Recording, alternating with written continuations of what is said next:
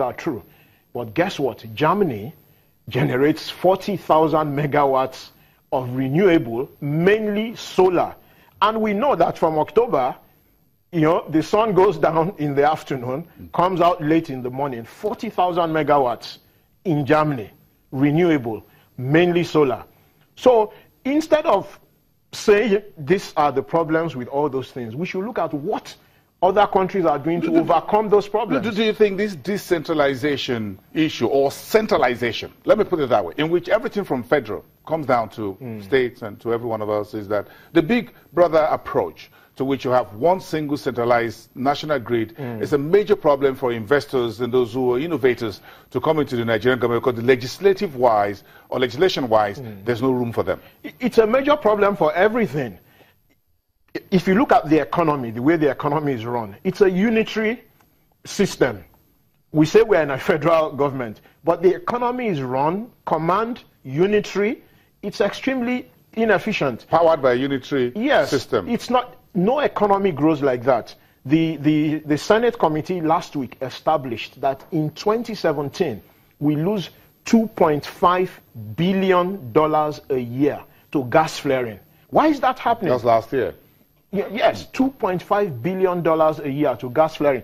Why don't we set up the power plants where the gas is? Why don't we say to the energy companies, if you have gas, it has to power a station. You can. It's not enough to say don't flare. You have to say, what do you do with it? It has to power a station. So, you know, this idea that we are flaring $2.5 billion worth of gas a year and we are complaining about pipeline vandalization, it doesn't make sense. The vandals do not vandalize $2.5 billion of gas a year. It's not happening. It's the state itself that is allowing the huge-scale vandalization by the energy companies that are operating here. I'm looking at the renewable energy corridor, and as you said, look at other problems the minister is talking about. If we're going to decentralize, who's going to do this? You think the executive will be bold enough to take this? Is it a political decision, or you think it's the National Assembly that will, from a legislative point of view, wrestle it out of the hands of the federal government? Well, the executive does not seem to be doing it, even though I'm sure they are aware that they need to do it, because I remember that when Minister Fashola was governor of Lagos State, I'm sure I heard him say on more than one occasion that if Lagos was allowed to generate its own electricity, Lagos would generate at least 5,000 megawatts. So this is not something he's not aware of. We need to give him credit for that. The problem is, why has it not been able to drive that? So there are some issues which are at the federal level. At the federal level, there are some issues which are not clear to us. So the National Assembly then has to step up. They have to step up and say, look, this unitary grid, this one grid is not working. We need to break it down so that states, communities, commercial entities can generate at different levels, because we need to emphasize population growth. 7 million kids born a year. At this pace, the energy poverty will worsen. The federal government will never, never bridge that gap using this system. It will never happen. It is just never going to happen. Once you look at the data, the population growth, economic growth, everywhere power is needed. Small businesses, industries, domestic. It's just never going to happen. So we need to decentralize. That is the only way to go. Local government, states, housing estates, everything. Like I said, Bangladesh, 850,000 a year now being added to solar. We can do it. There is no doubt. We just need the right policy framework. In terms of renewable, look at Enugu State, and that was in the news over the last few days, working in signing some partnership with the South Africans to say, look, we want to revive the coal mines and bring that out. You think that is something we should pursue without really offending the...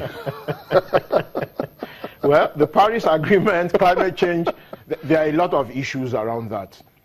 Okay, let's look at the possible exceptions to climate change issues. It's possible. It is not recommended, but it's possible for a developing country to say we want to try clean coal technology for a limited amount of time. Of years. It's possible, but that's not the ideal.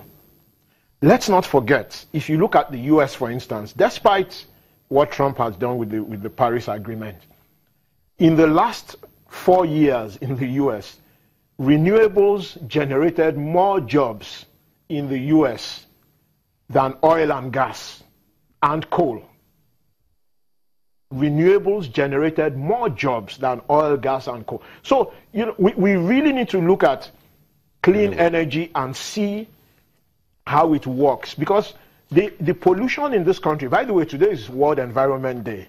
So it's also important to underline that the environment. Yes, that if we go down that road of coal, yes, we might be offending a lot of folks. Anyway, we need to wrap up this conversation. That's very interesting and very insight and perspective to bring in. If you look at the Nigeria total coastal area, and you can see the opportunities there for turbines, it's all incredible. is on the sea, and what is there. It's and only just push it out, you just don't need to worry about that. Sometimes you just fly over some countries and you see a massive wind energy in the sea, and you wonder what we're doing. Well, let me just end by saying that if we get the energy issue right, we decentralize, we go renewables, mass scale, Nigeria's economic growth will accelerate exponentially.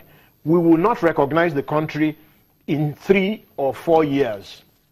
I like that for a Monday. Thank you very much for wrapping it up for us on that note. Thank you very much, Mr. Rotimi Sankore, who is an editor-in-chief at Africa Development Information. We'll be right back after the break. We'll get back to the market, and the bullish bull rally is still part of the conversation.